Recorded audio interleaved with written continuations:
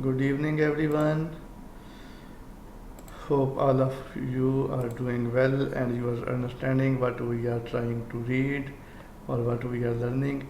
So we are discussing our we are currently reading our element 3 of OHSM management system, OHSMS, and we have covered half session yesterday, half of the element up to element unit IG1 element 3.2 we have covered yesterday.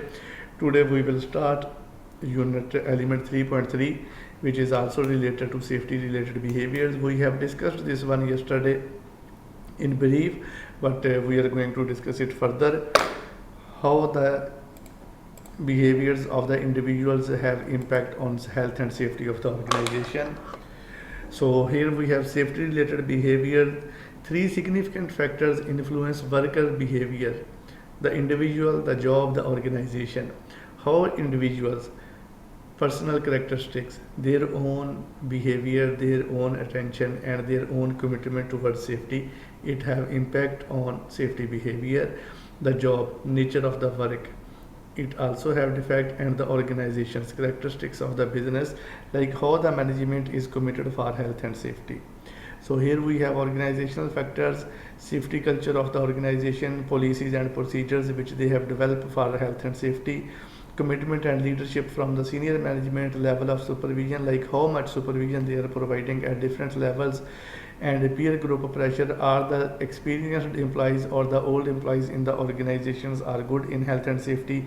Is their consultation being carried out with the workers, like when an when a senior manager visiting the site or for any issue, like for the provision of PPEs, for the provision of first aid, for the provision of welfare facilities, are they are uh, taking feedback from the employees or no? And then training, how much trainings they are given, are the trainings are efficient, and work pattern.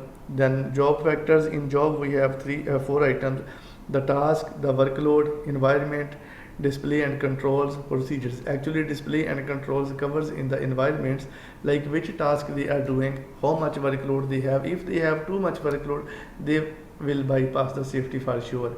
And the environment and displays and controls, if the good environment is available, safe in working environment is available, like they have appropriate lighting, appropriate ventilation, appropriate drinking water facilities, good environment they have, they can perform the job well. And then we have procedures. Is there a defined procedures available to perform the job or no?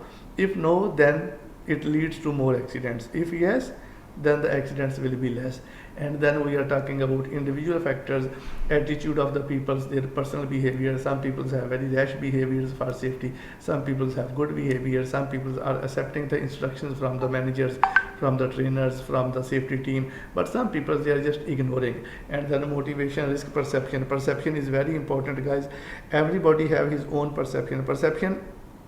In simple words, we can see that after looking on a scene, after looking on a task, or after looking on an activity, what everyone get an idea. Like if as we have noticing, sometime it was written 6, if you see from the back side you can find 6, or sometimes you can see that it's written 9 if you see from the opposite side. Like that is a perception. Perception means something, something which you get, which is your personal idea about anything, about risk, about hazard, or about anything at the workplace. That is your perception about the risk. And attitude, competence and motivation. Attitude, a person's point of view or way of looking at something, how they think and feel about that. And motivation, a person's drive towards a goal, what makes them do what they do. Particular particular care needed with the use of financial incentive. Yeah, these are the motivations which the people needed to perform their job. If they are receiving good motivations, if they are receiving appreciation from the team, they are performing the job well. And how we can change the attitude: providing adequate training, providing effective supervision, high impact intervention, like introducing new technologies, enforcement, taking disciplinary action. If we find that one person is deliberately violating the rule in the organization, deliberately violating the safety protocols. If an action taken against him, it will give you a good result, because once a warning letter or once a disciplinary action taken against one, the other will learn a lesson. And then consultation, then we can talk to them, we can ask them what is the reason that why you are violating the safety rule. We can ask them the reason, the idea behind that. Like if one person, for example, there is an excavation, there is a trench, and access is available, a safe means of access with appropriate steps and handrail is available, but we have noticed that people are entering other than the safe access. So then we can ask them, what is your problem, why you are not using the access, what is your excuse, like a consultation. Or same in the PPEs, we are providing the PPEs to the employees, but sometimes we notice that they are not wearing, so we need to ask them, maybe the specific PPE, suppose helmet, it's creating another hazard for him, maybe he have skin problems. Like consultation need for everything to sort out or to find out the solution of the problem. Computers we have discussed yesterday in detail. Yeah, here we have perception. What is the perception? I just give you a little definition of that. It depends on these factors: sight, how you see; hearing, how you hear and what you hear; smell, how much is your sense of smelling; taste, what taste you feel from that item; touch, like all we know that we have six senses. So these six senses are driving your perception about risk. Okay, the perception activity on the following slide, there are a graphic. You are asked count the number of squares. Yes guys, here this activity you can see the number of squares, right? So just I want to ask you, everyone have to answer how many squares are here in this one. Heather, start from you. 16 number. Okay, anyone else? Nabil, Imran,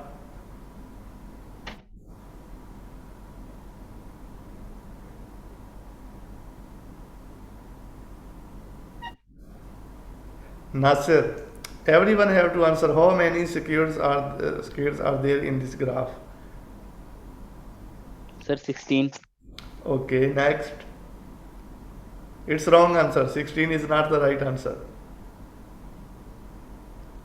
17. 70 or 17? 17. Still wrong answer. I was Sir, how can sir, can you explain? 18. 18. Still wrong answer. Sir, how can this The 18? number of squares are 30. It's 30. sir. How? Yes. Sir, I confused. How they are 30, you have to check it. I can answer you tomorrow. I want you to work on that. Okay, sir, I will remember you. The number of squares are 30. Yeah, for sure I will define you. I have answer in front of me. How it's 30. So anyway, most of the people find that it's 16. That is perception. Some people find that it's 17. Some people find that it's 18. But what about 2 by 2 squares? Okay, I'm giving you the answer. The general square, every one square in one, it becomes 17 when we count the big one. But if you count 2 by 2, like 2 up, 2 right, so again it's a square, right? Yeah. Starting from the first corner where it's written activity and the left side there is one square, okay? And then second, third, fourth. Again, Yes, sir. fifth, sixth, seventh, eighth. If you make together 1, 2, 3, 4, it again become a square, right? If you together 2, 3, 6, 7, it's again a square. If you make 3, 4, 3, 4 and 7, 8, it's again a square. In this way it becomes 30 squares. Yani you need to mention 2 rows and 2 columns. 2 rows and 2 columns, it becomes 30. Yeah, this is an example only to explain you the perception. Okay, perception of risk. Why people have poor perception? It can illness. If they are sick, their all six senses are not working. If they are stressed, under depression, if they are tired, If they are under influence of drugs, like they drink alcohol, they took some other drugs, their senses will not work properly. Previous experience, that is overconfidence. Some people are that thinking that we are working for the same job since 10 years, so we don't need to learn more, we don't need to get other trainings. It will lead to the poor perception. Training and education, people don't have adequate training and they don't have appropriate education relating to the job, relating to the risk. It will lead to the poor perception. How can workers hazard perception be improved? This is our question. How we can? We need to take them in the risk activities, in the activities where we found the risk. We need to tell them that this is the risk. We need to define them. We need to develop a risk assessment together with them. We need to provide the awareness campaigns, more posters, more trainings, training in multi languages. All these things will improve their perception. Key factors influence the workers' behavior. Give example of each. What is the competence? We just talk about that. How an organization indifferently motivate people to behave safely. How they can motivate the people by giving incentives, by putting their name on notice board, by giving them appreciation letters, by giving them small gifts, small awards. Suggest reasons why people may perceive hazard differently. Why? Maybe because of the experience, because of drugs, because of illness, sickness, stress, fatigue. All these things lead to different perception about the risk. So we here we have improving health and safety behavior. How we can? Securing management commitment is essential. Yeah, management commitment is required in each and every factor in the organization relating to health and safety, relating to quality, and relating to the production. Senior management provide leadership and motivation, need clear policy, priorities, and targets. Commitment escalates down through the organization, required visible leadership, like the senior management, they need to perform in front of the guys, in front of the team. Then they will look at them, they will learn from them, and then they will implement the same in their own working life.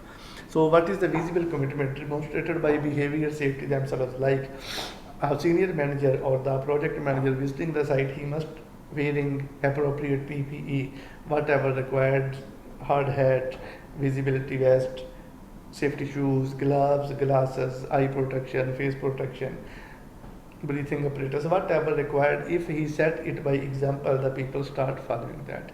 Attending safety meeting, we need to involve them in our day-to-day safety management. They need to attend the safety meetings. They will learn how the safety is going on, what are the factors, what are the benefits of working for the safety, enforcing the rules, putting the rules as implementation, and taking disciplinary actions against the violators, taking part in safety tours and audits, promoting activities.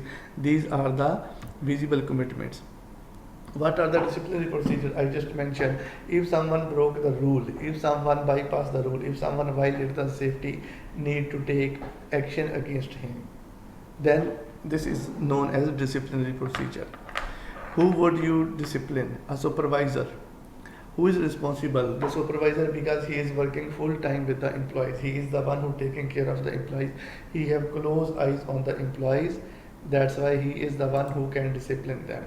He have more powers. Mostly the time cards is under the supervisors. They are the one who are reporting to the HR that this person work how many hours. Okay. A reckless forklift truck driver, who will? A persistent prank star, some worker just doing the horseplay.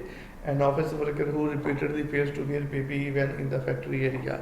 A maintenance worker who doesn't isolate a machine as the job was only 10 minutes. So these are the violations, and someone need to take care of that. Someone need to violate them. So their immediate responsibles, immediate supervisors, immediate managers, immediate bosses, they are the one who have to take care of that, and they have to discipline them.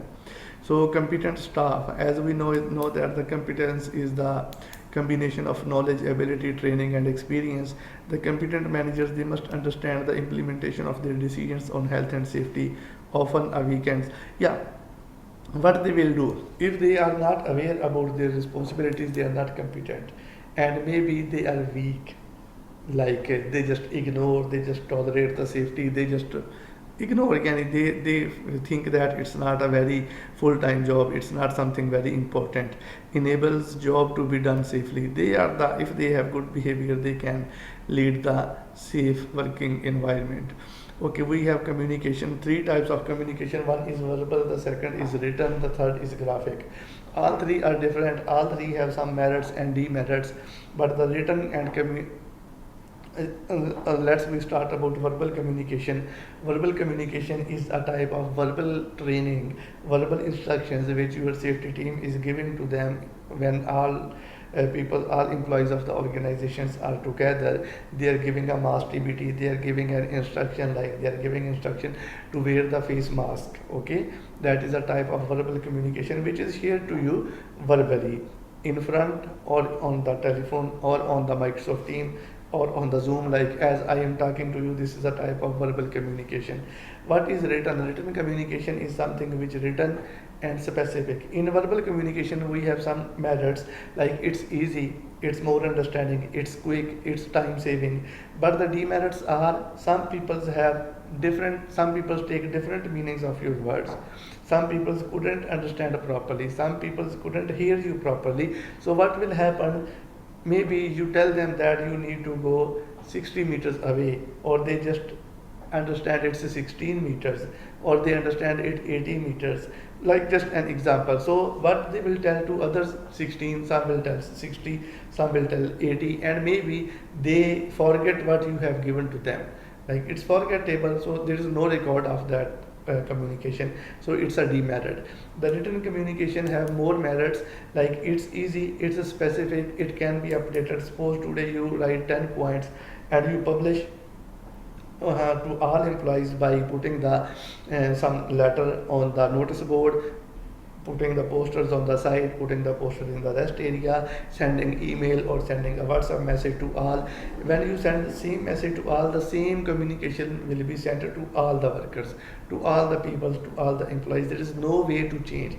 But in verbal communication, you tell 6 points, maybe you forget 1 point, and to the next person you just give 5 points, and to the next you give 7 points, like that. So written, it have record, but it's time consuming, but it have barrier also, like maybe it's written only in one language, in English or in Arabic, but the people are non-Arabic and non-English, they cannot understand properly, they have language barriers, it can cause. The third is graphic. Graphic is more easy, but it's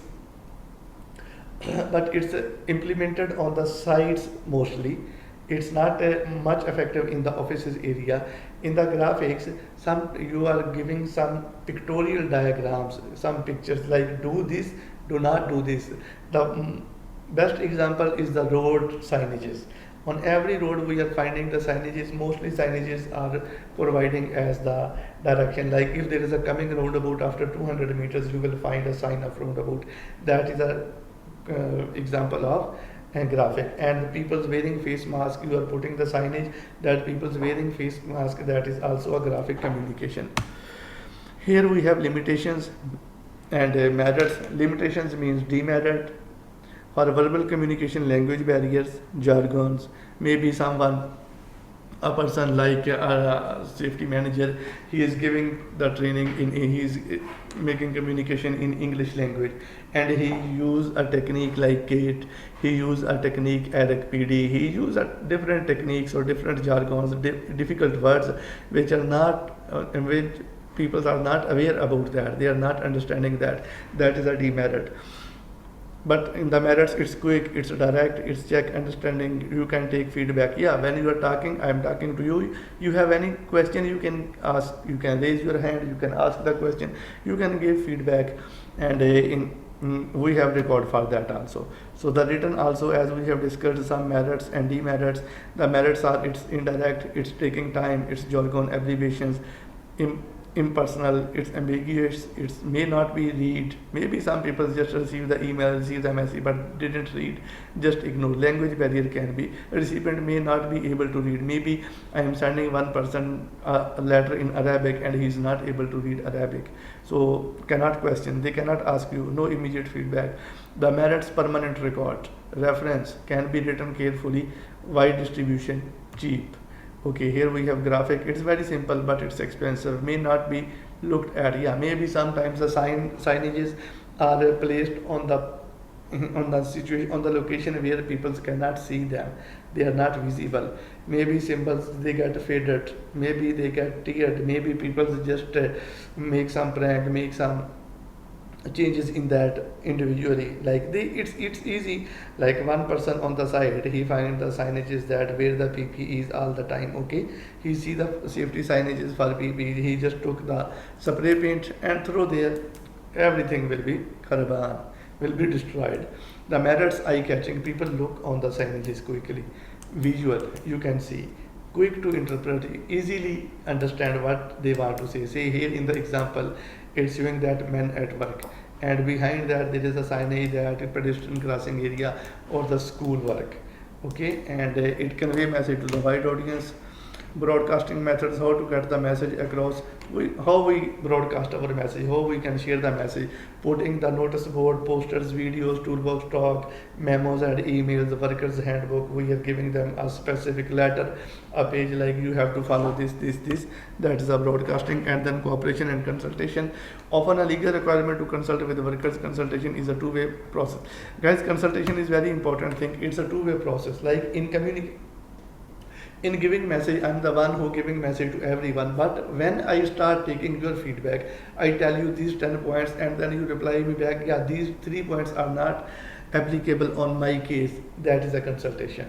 So direct consultation, employer talk to each worker and resolve issues through workers representative like supervisors, engineers, that is also a way of communicating. You know, there is a concept of safety committee. In safety committee, it's managers, its senior managers, supervisors, and even the members from the labor are included in the safety committee, so that we can take their opinion, we can take their view, take their feedback. That is a consultation. Consultation means a two-way discussion. Typical issues to consult on, what we have to consult with the with the employees. Introduction of the new and affecting health and safety. Yeah, if there is a new changes, legal changes, appointment of new advisors, if we have new team members, senior posts, key changes, health and safety training plan, like we want to make a plan for the whole year, we need to check with our laborers, like which type of training they need, which type of work they have. Suppose the people are working for the curbstone installation, which is the work like a mason, and but it's not beneficial if we give them training for work at height or confined space. So we need consultation. So cooperation, negative culture, informing, directional approach, positive culture, consultation. Yeah, negative is you just inform them tomorrow we have training on work at height. That's negative. The dictatorial approach, like you are just dictating them, you are just giving them an instruction. But the positive is consultation. You go to them, ask them to tomorrow we have a plan for training. So tell us which type of training you want, which time you want, where you want. That is a consultation. And workers involvement, you need to involve them in the training program. You need to involve them. And just a moment, guys.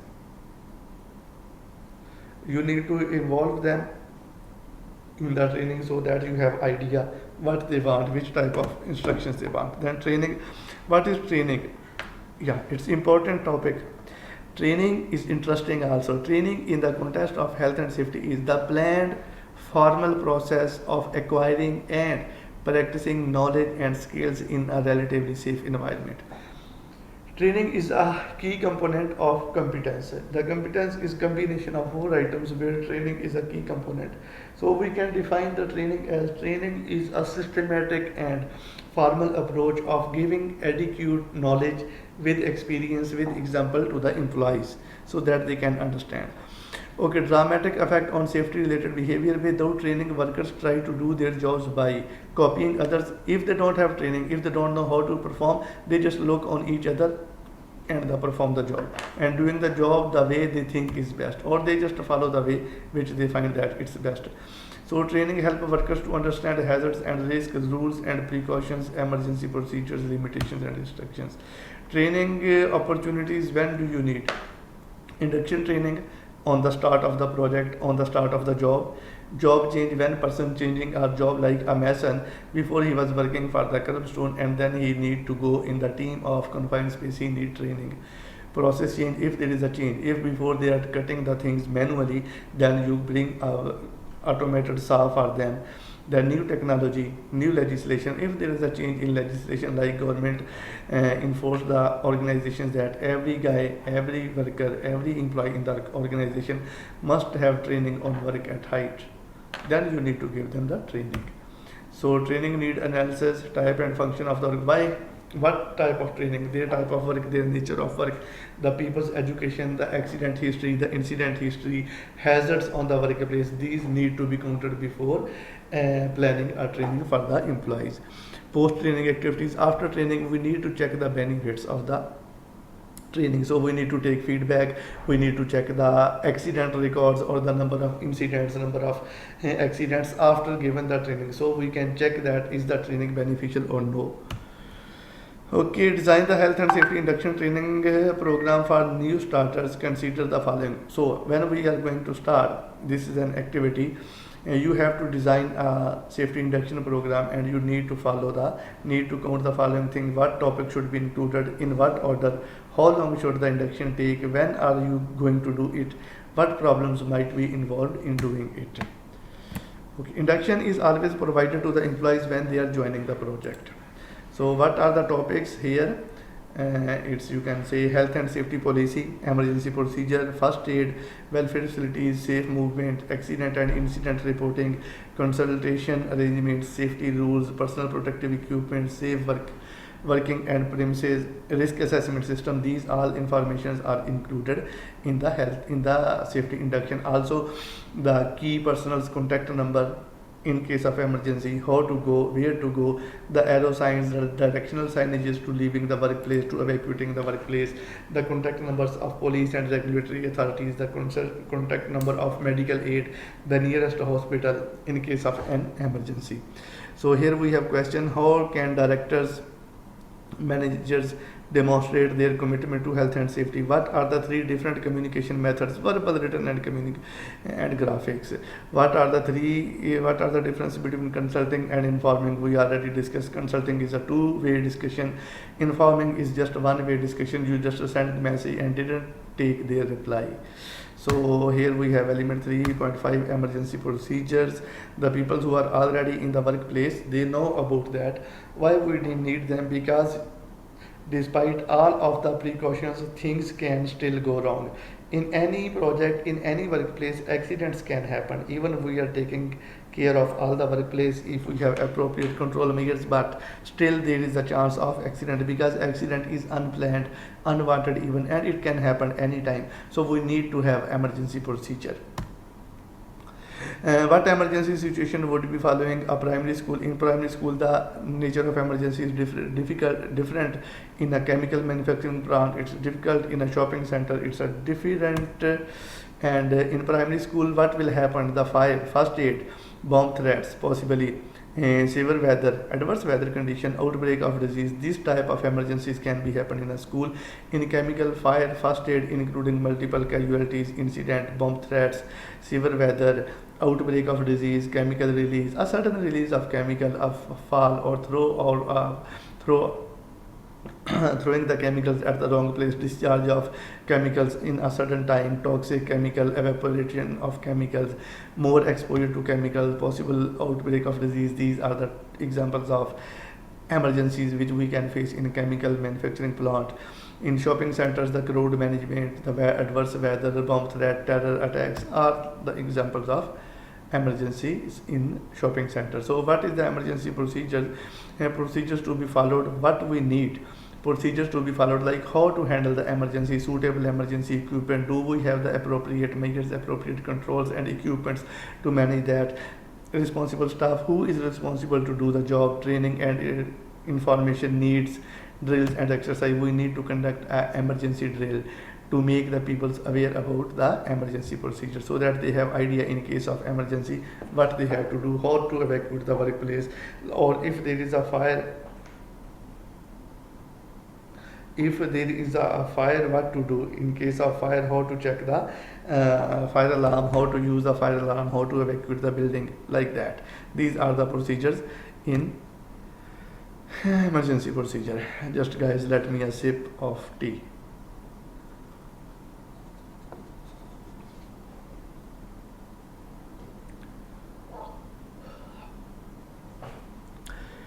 Okay, now we have the last element, element 3.6. What type of emergency situations might have in organization need to consider? You are developing a fire response arrangement. What key things you will include? This is your assignment. You have to read it, and you can come back to me with your answer. So element 1.6, requirement and effective provision of first aid in the workplace. Guys, what is first aid? First aid is the immediate and effective aid to the casualty, to the victim, to avoid the more casualties, to save them from any incident, to save the severeness of the event. Like one person he fall from the height. If appropriate first aid given to him, maybe the first aider can save his life. So an employer has a duty to make appropriate first aid provision for his employees, which include facilities, an appropriate location where first aid treatment, like a clinic or a room, first aid room, a proper sitting and laying position, equipment. They must have suitable positions, like they must have a stretcher, they must have appropriate material for PPE, for cleaning, for stretching, for like that. Okay, for eye wash. And personal means a trained and certified first aider to be there, because he is the one who can give the first aid. Now here is the 3 P's, the basic purpose of the first aid. The purpose is to preserve life, to save the life, prevent deterioration, like to stop the sickness or ill health to getting more, like to control the sickness, to control the injury, so that nothing go wrong. Suppose a person get burned, or he get contact with hazardous substances, with toxic substances, and his hand get hurt by that, get damaged by that, he get an injury from that chemical. So what the first aider will do, he will give the first aid treatment to avoid it's getting more severe and more serious, and it promotes the recovery, like it helps the casualty, it helps the victim, it helps the person to the injured person, that he can grow up quickly, he can have a quick recovery. So personal coverage training, personal first aiders, full training required. Appointed person, they need a basic training. Like here you need to understand, it's different in different countries, in different organizations. Organizations are providing a first aider, but first aider should have complete knowledge about that. He must be certified legally, he must be authorized to give training to the to give first aid to the workers. So coverage will depend on the level of risk on the workplace, the hazards present on the workplace, accident history, number of employees, number of visitors, number of volunteers, number of area, type of area, if it's a young workers are there, if the trainers are there, if the trainees are there, if the pregnant ladies are there, or if the persons with special care like abnormal peoples are there, then the need of first aid is different, and first different type of materials and equipments are required. So first aid room, these are the facilities. It's very easy. The room should be located on the accessible position where everyone can access it. It must be clean, it must be ventilated, like appropriate environment should be there. Hand wash facility, eye wash facility, clinical waste bin must be there, and equipments, first aid boxes minimum, like as per the number of the employees, as per the size of the organization. Eye wash station, emergency showers, blankets, splints, restrictions, restrictions, improvements, stretchers, wheelchairs, other equipment as required on the facility. Just now, sir, I am on the last slide. Then I will ask you to ask the question: what are the basic functions of the first aider? We discuss about 3 P's: preserve life, prevent the wrongness, preventing the accident more severe, and promoting the recovery. And what should be considered when determining the number of first aiders on the site? It should be considered the size of the work, the nature of the work, the accident rates of the work, the number of first aid cases on the workplace, and nature of the employees. It all to be considered while determining the number of first aiders. What other factors should be considered when evaluating overall level of first aid provision for the site? The legal requirements to be considered, the organization, the size, nature of work, scope of work, nature of materials, and the training level of the employees need to be considered while developing a first aid procedure. So that's it. We have finished our element 2. Let me stop sharing my screen, then I will answer your question. Yes, Nasir, what was your question?